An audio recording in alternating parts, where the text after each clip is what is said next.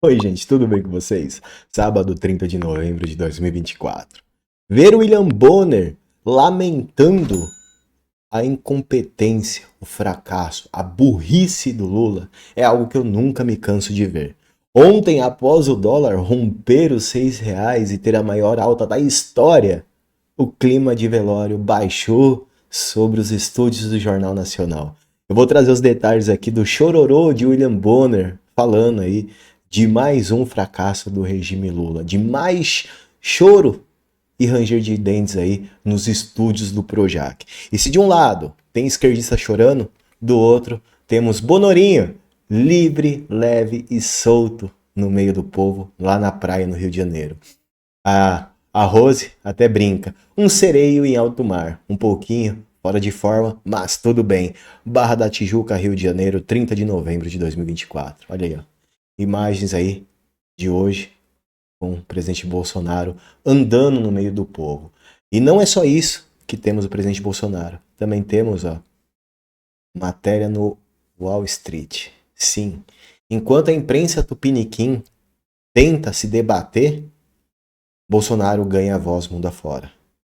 Impedido de exercer o cargo e acusado de tentar tomar o poder, o ex-presidente Jair Bolsonaro pede ao novo presidente dos Estados Unidos que o ajude a concorrer novamente. E aqui temos a entrevista do presidente Bolsonaro. É óbvio, não esperem grande coisa, afinal é um jornal de esquerda. Mas melhor do que o silêncio, né? Melhor do que não permitirem, não darem espaço ao Bolsonaro. E falando em dar espaço ao Bolsonaro, a gente começa a ver uma reviravolta também no mínimo interessante. Isso aqui era uma coisa que eu só acreditava vendo, e nem vendo eu acredito que aconteceu.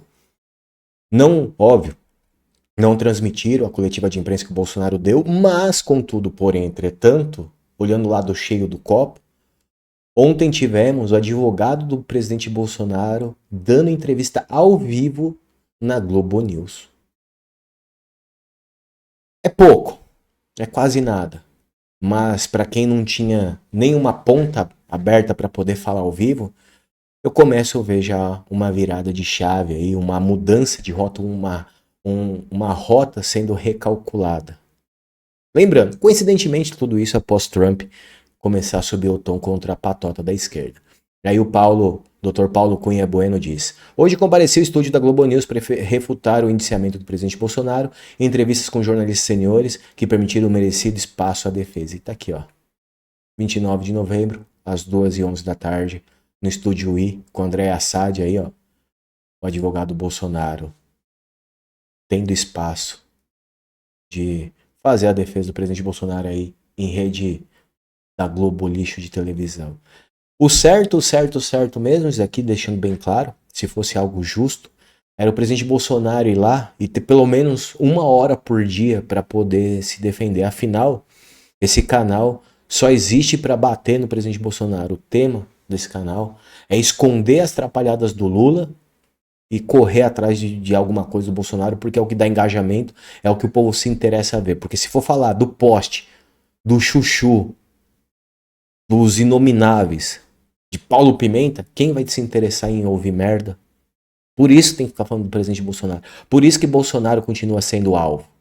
Porque é o que dá audiência. Isso daqui é a grande realidade que muita gente não percebe. Afinal, se eles forem falar do regime, a coisa não é boa não. Médico pela Liberdade traz aqui, ó. Câncer, AIDS e tuberculose. Veja as doenças que Haddad quer taxar no imposto de... Silêncio nos estúdios Globo, né? Por que eles não falam sobre isso?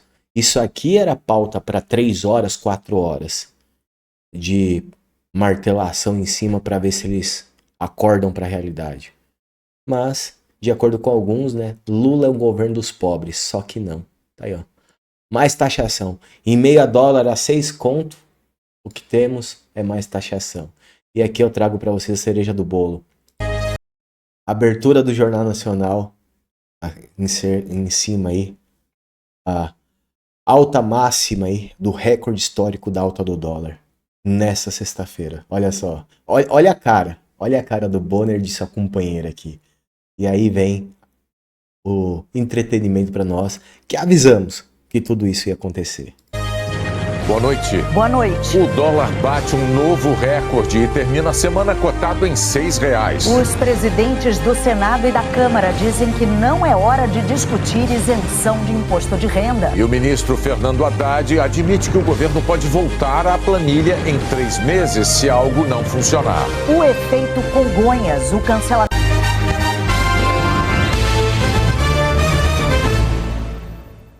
No dia seguinte ao anúncio de medidas para o controle de gastos do governo, a moeda brasileira quebrou uma barreira histórica.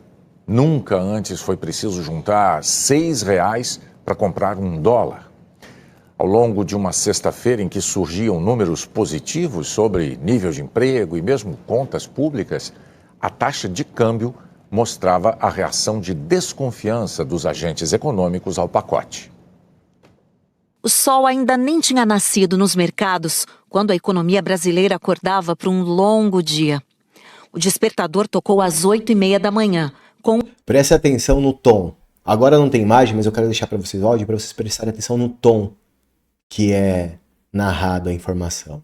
Olha o tom triste. O anúncio do Banco Central, o resultado das contas da União, dos estados, dos municípios e das estatais rendeu um superávit de 36,9 bilhões de reais, o melhor saldo para o mês de outubro desde 2016. Meia hora depois, veio a notícia do mercado de trabalho.